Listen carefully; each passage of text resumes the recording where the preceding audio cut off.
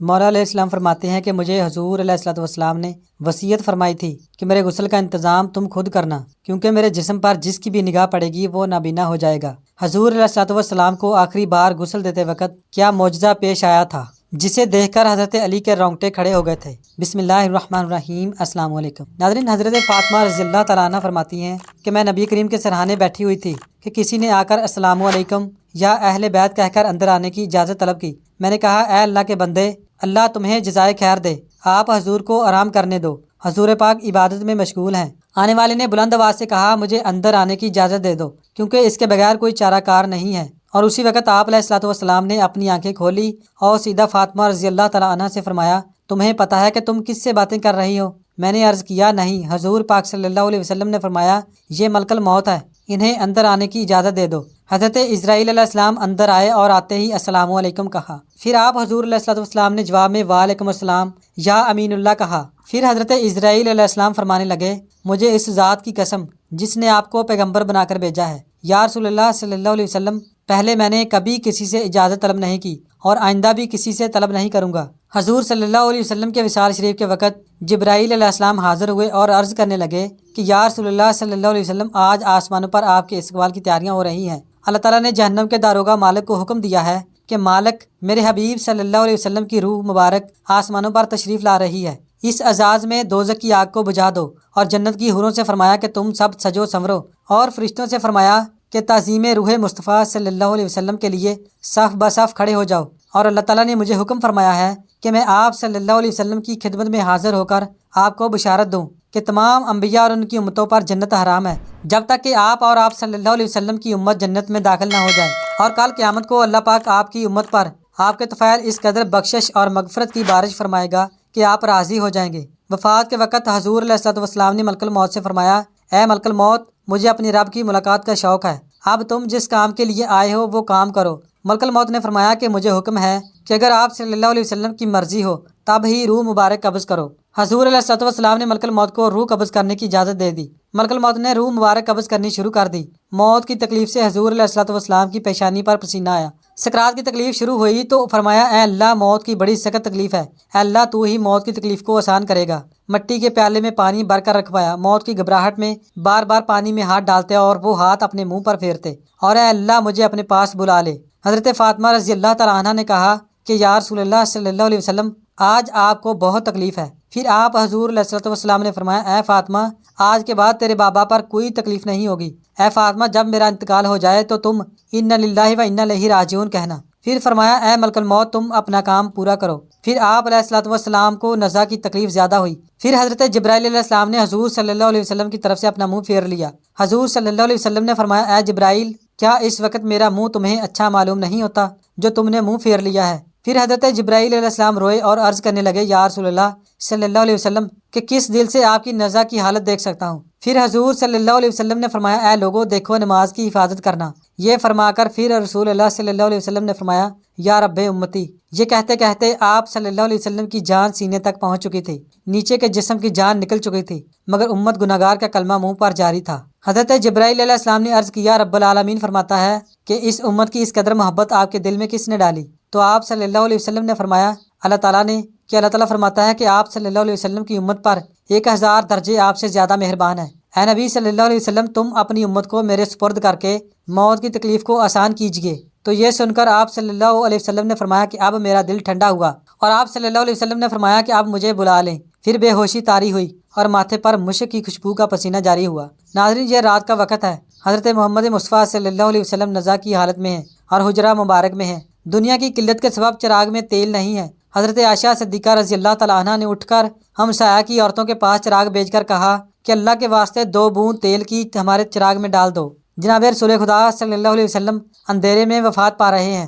ہاتھ آپ صلی اللہ علیہ وسلم کا آسمان کی طرف تھا اور زبان پر کلمہ جاری تھا، اور آپ صلی اللہ علیہ وسلم کی گردن ایک طرف ہو گئی، چاروں طرف روشنی ہی روشنی پھیل گئی اور روح مبارک آسمان کی طرف پرواز کر گئی۔ اور ناظرین، ایک بہترین خوشبو حجرہ مبارک میں پیدا ہوئی۔ طبیعت نے جان لیا کہ حضور علیہ الصلوۃ والسلام براق پر سوار ہوئے واپس نہ آئیں گے۔ حضرت علی رضی اللہ تعالیٰ عنہ نے فرمایا کہ میں نے ملک الموت کی آواز سنی کہ روح مبارک قبض کر کے چلے روتے جاتے تھے اور واہ محمد کہتے جا رہے تھے۔ حضرت فاطمہ رضی اللہ تعالیٰ عنہ نے جب دیکھا کہ یہ روح مبارک پرواز کر گئی ہے، حضور صلی اللہ علیہ وسلم کے پاس آ کر چہرہ مبارک کو دیکھا۔ آپ صلی اللہ علیہ وسلم آرام فرما رہے تھے، ماتھے پر پسینہ تھا، اور حضرت فاطمہ رضی اللہ تعالیٰ عنہ نے پکارا، اے نبی صلی اللہ علیہ وسلم، رب کا بلاوا منظور کر لیا، ہم کو چھوڑ کر اپنے رب کے پاس چلے گئے۔ اے نبی صلی اللہ علیہ وسلم، اگر جبرائیل علیہ السلام آپ کو تلاش کرتے آئیں گے تو ہم کہیں گے کہ تم کس کی تلاش کرتے ہو؟ جنہیں تم دیکھتے ہو وہ اس جہاں سے تشریف لے گئے ہیں۔ اے نبی صلی اللہ علیہ وسلم، جنت الفردوس میں ٹھکانہ کر دیا۔ پھر جب آپ صلی اللہ علیہ وسلم کی وفات کی قیامت خیز خبر صحابہ کرام کے کانوں میں پہنچی تو سب کے ہوش اڑ گئے، تمام مدینہ میں تہلکہ مچ گیا۔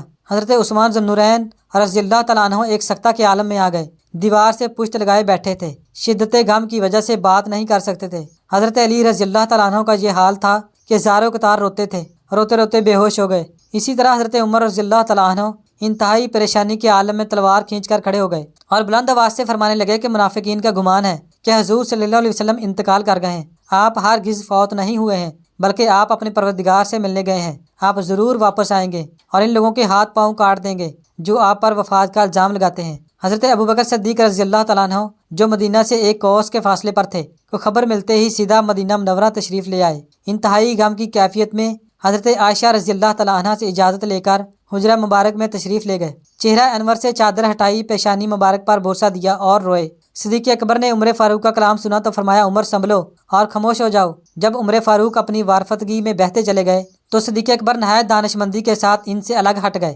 اور خود گفتگو شروع کر دی۔ جب حاضرین مسجد بھی عمر کو چھوڑ کر ادھر متوجہ ہو گئے تو آپ نے پہلے حمد و ثنا بیان کی، پھر فرمایا، اے لوگو، تم میں سے جو شخص محمد کو پوجتا تھا وہ سمجھ لے کہ محمد وفات پا گئے ہیں، اور جو شخص خدا کا پرستار ہے وہ جان لے کہ اللہ تعالیٰ زندہ ہے اور وہ کبھی مرے گا نہیں، اور یہ حقیقت خود قرآن پاک نے واضح کر دی ہے۔ ترجمہ نہیں ہے محمد مگر ایک رسول، ان سے پہلے رسول گزر چکے ہیں، کیا اگر وہ مر جائیں یا شہید ہو جائیں تو تم دین سے برگشتہ ہو جاؤ گے؟ جو شخص برگشتہ ہو جائے گا وہ اللہ تعالیٰ کو کچھ نقصان نہیں پہنچا سکے گا، اور اللہ عنقریب قریب شکر گزاروں کو جزا دے گا۔ اس آیت پاک کو سن کر تمام مسلمان چونک پڑے۔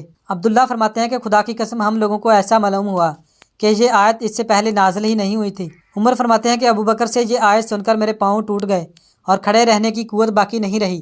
میں زمین پر گر پڑا اور مجھ کو یقین ہو گیا کہ واقعی آپ رحلت فرما گئے ہیں۔ جب رسول اللہ صلی اللہ علیہ وسلم کا وصال ہوا تو آپ صلی اللہ علیہ وسلم کے غسل کے متعلق سوال پیدا ہوا کہ آپ صلی اللہ علیہ وسلم کو عام آدمیوں کی طرح برہنہ غسل دیا جائے یا پھر کپڑے میں۔ تمام موجود لوگوں پر خواب کا غلبہ ہو گیا، یہاں تک کہ تمام اپنے اپنے سینوں پر ٹھوڑیاں رکھ کر آرام کرنے لگے۔ اسی وقت ان کے کانوں میں آواز آئی، رسول خدا صلی اللہ علیہ وسلم کو ان کے پیراہن میں ہی غسل دو۔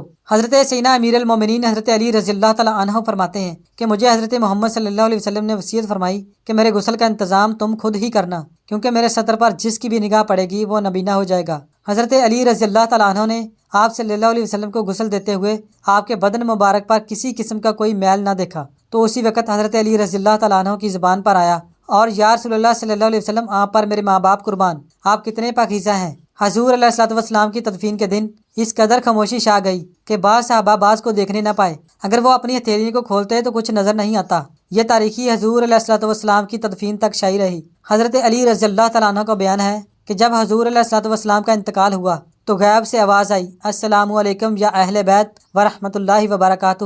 کہتے ہیں حضور علیہ الصلوۃ والسلام جب وفات پا گئے تو آپ کے مؤذن حضرت عبداللہ بن زید رضی اللہ تعالیٰ عنہ نے یہ خبر سنی تو اس قدر غم زدہ ہوئے کہ نابینا ہونے کی دعا مانگنے لگے اور کہنے لگے، میرے آقا کے بغیر یہ دنیا میرے لیے کسی کام کی نہیں رہی۔ آپ اسی وقت نابینا ہو گئے۔ لوگوں نے کہا کہ تم نے یہ دعا کیوں مانگی؟ تو انہوں نے فرمایا کہ لذت نگاہ تو آنکھوں میں ہے، مگر حضور علیہ الصلوۃ والسلام کے بعد آپ میری آنکھیں کسی کے دیدار کا حوصلہ نہیں رکھتی۔ حضرت علی رضی اللہ تعالیٰ عنہ کہتے ہیں، جب ہم حضور علیہ الصلوۃ والسلام کو دفن کر رہے تھے تو ایک اعرابی آ کر حضور علیہ الصلوۃ والسلام کی تربت پر لیٹ گیا اور کہتا تھا، یا رسول اللہ صلی اللہ علیہ وسلم، آپ نے حکم دیا اور ہم نے سنا، آپ نے قرآن کریم اللہ تعالیٰ سے سیکھا اور ہم نے آپ سے سیکھا۔ اللہ تعالیٰ نے فرمایا، اگر آپ یہ لوگ اپنی جانوں پر ظلم کریں اور آپ کی بارگاہ میں حاضر ہو کر اللہ تعالیٰ سے استغفار کریں اور اللہ کے رسول صلی اللہ علیہ وسلم ان کی بخشش طلب کریں تو وہ اللہ کو بہت مقبول کرنے والا اور رحم کرنے والا پائیں گے۔ ہم نے اپنی جانوں پر ظلم کیا اور آپ صلی اللہ علیہ وسلم کی بارگاہ میں حاضر ہوئے ہیں تاکہ آپ ہماری بخشش طلب کریں۔ اسی وقت قبر اطہر سے آواز آئی